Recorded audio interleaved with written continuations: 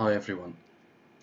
In our third video in this series, we're gonna talk about paragraph formatting, and I've prepared some paragraphs for this. We'll start with the indents, and you can see we have paragraphs starting at different places. So we have the indents, and these are those little symbols that appear on the ruler. These specify where the first line would start. This is called the first line indent, and where all the other lines would start. This is the indent, the general indent. So we have the first line and we have the whole paragraph's indent. The indents can be negative, so they can go into the margin, or they can be normal indents as usual, as we type usually. So this is a hanging indent. This is a normal first line indent. We can set indents in a different way, and we're gonna see that in a bit.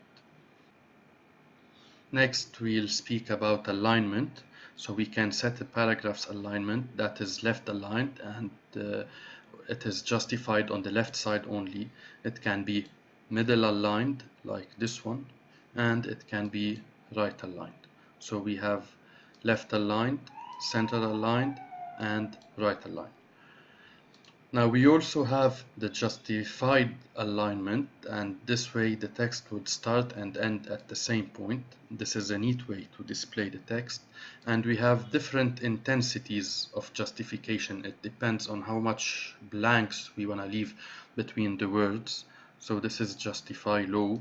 You can go to justify medium, which would increase somehow the spacing, and you have justify high, where we can see that the paragraph has a lot of empty spaces in it.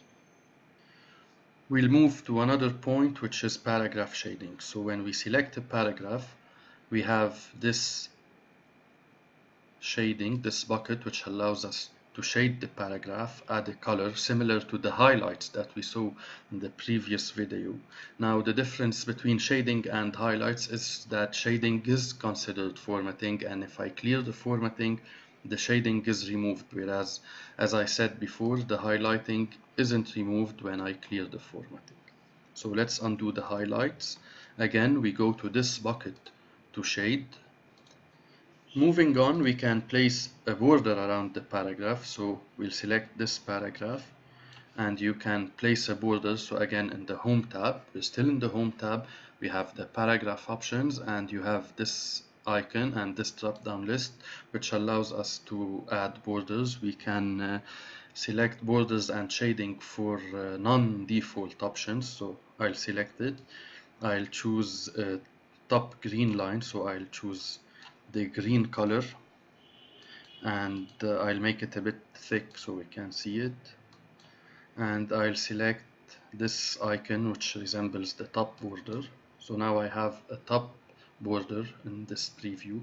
I'll select red sidelines, so this is red, and I'll select the left border and the right border, and I'll select black thin lower border, so that's quarter point, and select the lower border.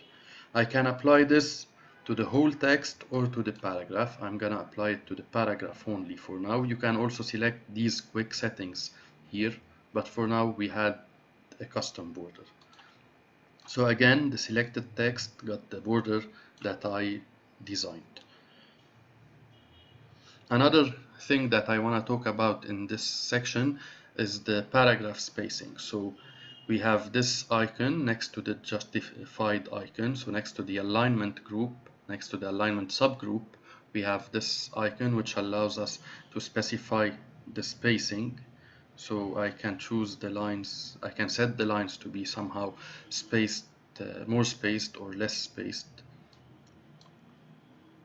And I can also, from this place, add a space or remove a space before or after the paragraphs. So these paragraphs have a space between them, this one and this one, and I can go here, remove the space after this paragraph.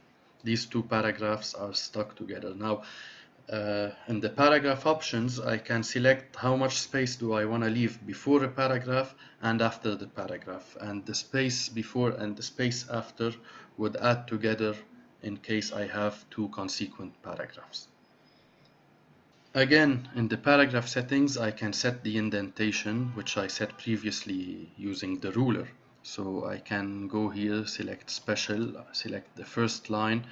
It's indented by 0.5. Let's make it 1 and change the before text to 0.5. So now this is the new indentation. I'll keep the other tab in paragraph settings, this one, for another video. For now, I'll move to tabs. And tabs are by default set by pressing tab on your keyboard, and it would add a default spacing. This is useful when we want to justify some items underneath each other.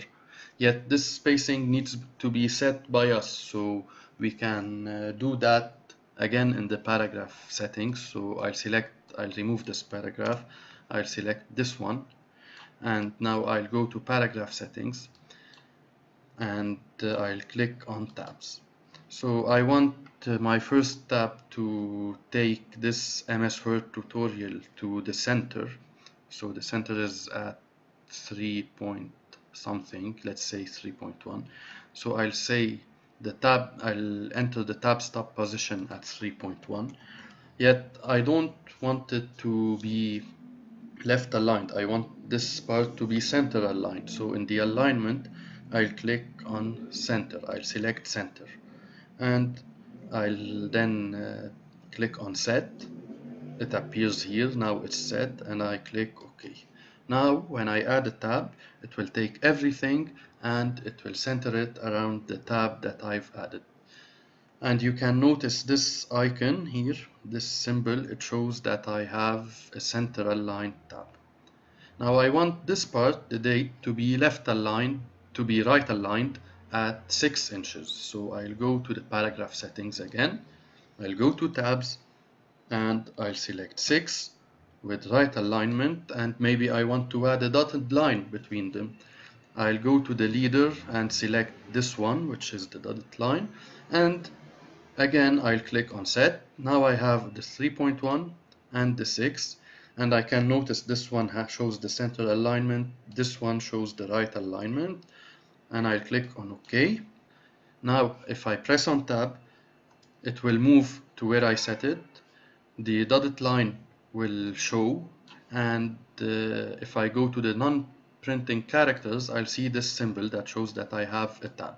Now you can notice that a center aligned tab has this symbol, where a left aligned tab has a symbol that's not shown here, and the right aligned tab has this symbol. So this one is an inverted L for the right aligned. The left aligned will have one that has an L shape. And I can move these using the ruler instead of going to the paragraph options and select my tabs. I can also click on it to go to this dialog box again.